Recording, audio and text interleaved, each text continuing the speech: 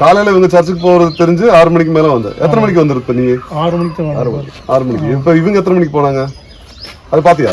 இவங்க ஒரு 6ல இருந்து ஒரு 6 மணிக்கு இவங்க പോലീസിനെ സഹായിക്കും. നിങ്ങൾ ചെയ്യേണ്ടത് വീട്ടില് സേഫ്റ്റി വെളിയിൽ പോകുമ്പോ വാതിൽ പൂട്ടാറേ. വീട്ടുകാരാണെങ്കിലും ഒന്ന് സൂക്ഷിക്കുന്നത് നല്ലതാണ്. ഇത് ശിവകുമാർ പൊള്ളാച്ചി സ്വദേശി. സാമ്പത്തിക ബുദ്ധിമുട്ടുള്ളത് കൊണ്ട് ഭാര്യ വീട്ടിൽ സ്ഥിരതാമസമാക്കി. അതൊന്നുമല്ല ഇവിടുത്തെ പ്രശ്നം. അയൽവാസിയുടെ വീട്ടിൽ മോഷണം നടത്തി. എങ്ങനെയാണെന്ന് കണ്ടാലോ? അപ്പോ ഇവിടെ ബോക്സ് ഉണ്ടായിരുന്നോ?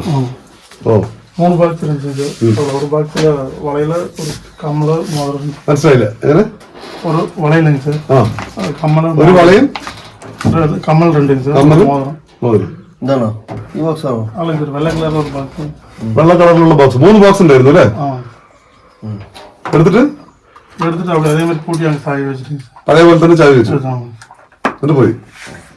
മാർച്ച് മാസം 14-ാം തീയതിയാണ് വാളയാർ പൂലാമ്പാറ സ്വദേശിയുടെ വീട്ടിൽ ശിവകുമാർ മോഷണം നടത്തുന്നത്. രാവിലെ 6 മണിക്ക് വീട്ടുകാർ പള്ളിയിൽ പോകും. വീട് പൂട്ടാറുമില്ല. ഇത് മനസ്സിലാക്കിയാണ് ശിവകുമാർ വീടിനുള്ളിൽ കയറി 2.5 പവൻ സ്വർണ്ണാഭരണങ്ങൾ കവർന്നത്.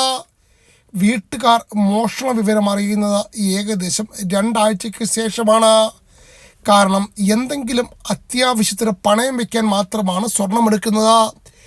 ഇങ്ങനെ സ്വർണം പണയം വയ്ക്കാൻ നോക്കിയപ്പോൾ ഇല്ലെന്ന് മനസ്സിലായി. തുടർന്ന് വാളയാർ പോലീസിൽ പരാതി നൽകി. ശാസ്ത്രീയ തെളിവുകളോ CCTV ദൃശ്യങ്ങളോ ഒന്നുമില്ല.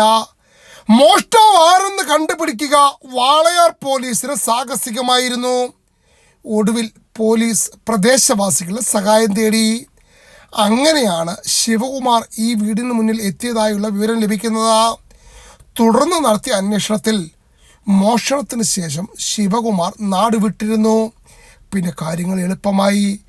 ഭാര്യയെ കാണാൻ വരുന്ന വഴി പോലീസ് ശിവകുമാറിനെ പൊക്കി.